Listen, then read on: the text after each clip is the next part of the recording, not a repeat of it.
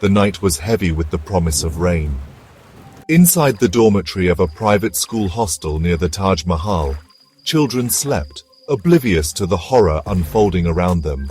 A young boy, ripped from his bed, would become an unwilling offering in a ritual designed to appease unseen forces. His life, a mere pawn in a game of ambition and fear orchestrated by those entrusted with his care. The air itself seemed to crackle with a darkness that seeped beyond the walls of the hostel, a chilling reminder of the ancient beliefs that still held sway in the shadows of modern India. This is the story of a tragedy born of blind faith and desperation, a stark illustration of the sinister underbelly of superstition that continues to haunt the Indian subcontinent. It is a story that forces us to confront the uncomfortable reality that even in the 21st century, the allure of the occult can drive individuals to unspeakable acts. The victim, a mere child, becomes a symbol of innocence lost, a stark reminder of the human cost of ignorance and the urgent need to confront the insidious grip of such beliefs. The victim, a 9-year-old student, had placed his trust in the very institution that would ultimately betray him. The perpetrators, figures of authority meant to protect and nurture, instead chose to exploit his vulnerability in their quest for personal gain. Jasodhan Singh, the school owner, driven by a desire to secure his family's fortunes, had turned to the occult.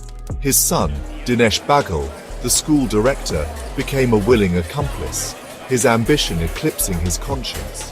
Under the cover of darkness, on the night of September 22, 2024, the heinous plan was put into motion.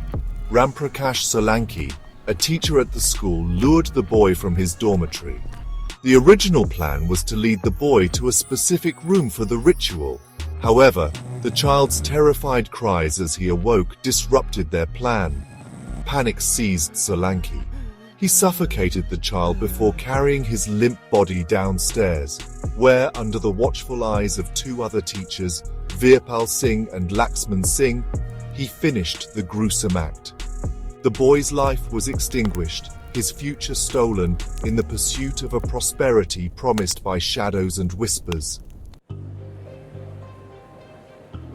To understand the forces at play in this tragedy, one must delve into the complex and often contradictory relationship India has with the occult. For centuries, black magic, locally known as Kala Jadoo, has been deeply intertwined with the fabric of Indian society. Rooted in ancient traditions and beliefs, it coexists with mainstream religions like Hinduism and Islam. While many dismiss it as superstition, its influence permeates various aspects of daily life, from traditional healing practices to warding off evil. This duality, the coexistence of modern rationality and ancient beliefs, creates a fertile ground for exploitation.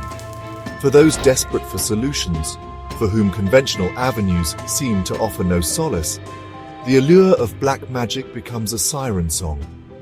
The promise of manipulating fate, of bending the will of the universe to one's desires, can be intoxicating, particularly to those in positions of power who believe themselves above the law or beyond the reach of conventional consequences. The public reaction to the revelations was swift and, well, intense. People from all walks of life expressed their shock and disbelief, while some communities even organized protests demanding justice. Authorities couldn't ignore the uproar. Legal proceedings were initiated, and investigations began to unravel the complex web of rituals and black magic practices.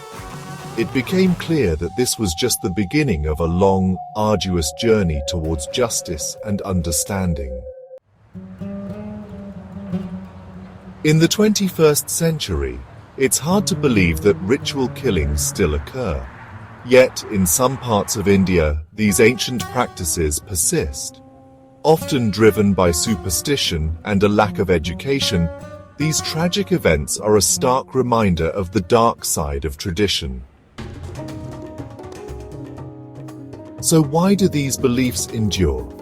Well, it's a complex mix of cultural heritage, fear, and ignorance. Many communities hold on to these rituals as a way to make sense of the world around them. Unfortunately, this often means clinging to harmful practices that have been passed down through generations. Education and awareness are key to breaking this cycle. By spreading knowledge and fostering critical thinking, we can help communities move away from these dangerous practices. It's about empowering people with the tools they need to question and challenge outdated beliefs, enlightened way of life.